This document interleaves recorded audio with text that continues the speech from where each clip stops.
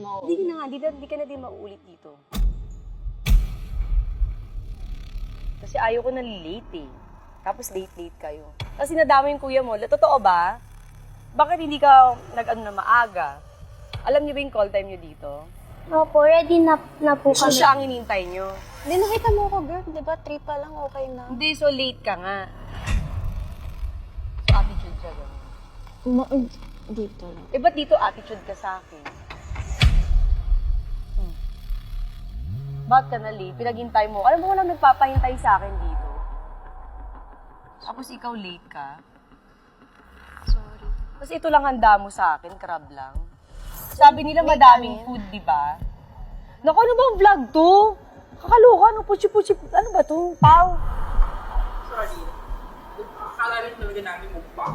Kaya nga, ba't ganito lang? Tapos late pa siya.